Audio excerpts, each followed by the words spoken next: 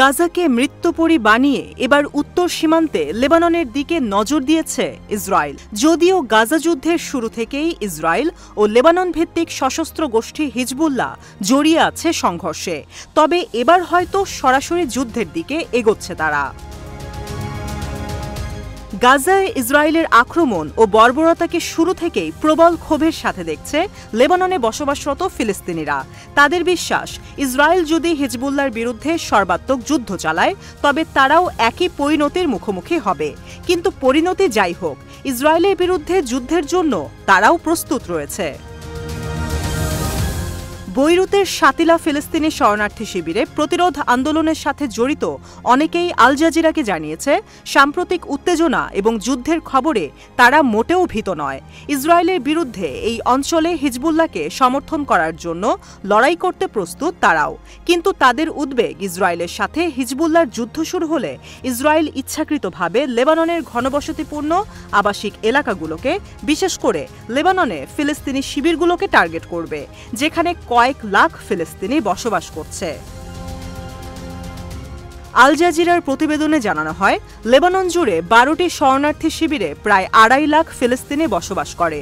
1948 সালের নাকবার সময় লেবাননে আশ্রয় নিয়েছিল তারা।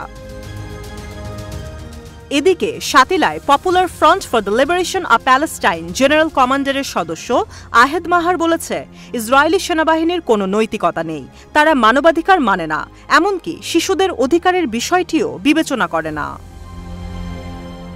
লেবাননে ফিলিস্তিনিদের শরণার্থী শিবিরগুলো ধ্বংস হয়ে গেলে তাদের মাতৃভূমিতে ফিরে যাওয়া ছাড়া আর কোনো বিকল্প থাকবে না, এভাবেই নিজের শঙ্কা প্রকাশ করেছে শাতিলায় বেড়ে ওঠা 29 বছর বয়সী হাসান আবু আলী। সে বলেছে, রাষ্ট্রহীন শরণার্থী হিসেবে ফিলিস্তিনিরা কঠোর আইনি বৈষম্যের সম্মুখীন হচ্ছে, তারা লেবাননে দারিদ্র্যের মধ্যে বসবাস করছে। আবু আলী আরও বলে, এই অবস্থায় যুদ্ধ শুরু হলে আমার ফিলিস্তিন অথবা ইউরোপে যাওয়া ছাড়া পথ থাকবে না। কিন্তু ইউরোপ যেতে হলে একজন চোরা কারবারিকে $10,000 থেকে $12,000 দিতে হয়, যা আমার পক্ষে অসম্ভব। অন্যদিকে শাতিলা ফিলিস্তিনি শরণার্থী শিবিরের বেশ কয়েকজন ফিলিস্তিনি পুরুষ আল জাজিরাকে জানিয়েছে, হিজবুল্লাহর বিরুদ্ধে ব্যাপক যুদ্ধ শুরু হলে তাদের সহকর্মীরা ইসরায়েলের বিরুদ্ধে সশস্ত্র সংগ্রামে যোগ দেবে। সেখানে থাকা একজন ব্যক্তি বলেছে, প্রথমত, লেবাননের সমস্ত শিবিরে প্রচুর প্রতিরোধ যোদ্ধা রয়েছে। দ্বিতীয়ত, যদি একটা বড় যুদ্ধ শুরু হয় তাহলে আমরা ভয় পাই না, আমাদের হাজার হাজার যোদ্ধা আছে যারা ফিলিস্তিনকে মুক্ত করার জন্য শহীদ হতেও প্রস্তুত। তবে হুমকি দিলেও হিজবুল্লাহর শক্তি ও অস্ত্রের বিবেচনায় ইসরায়েল লেবাননের বিরুদ্ধে বৃহত্তর যুদ্ধ শুরু করবে না বলে মনে করছে বিশেষজ্ঞরা। তাদের মতে, হিজবুল্লাহর অস্ত্রাগারে বিপুল পরিমাণ অস্ত্র, ইরান নির্মিত ক্ষেপণাস্ত্র এবং অত্যাধুনিক ড্রোন রয়েছে, যা 7-5 না ভেবে ইসরায়েলকে বড় কোনো যুদ্ধে জড়াতে বিরত রাখছে।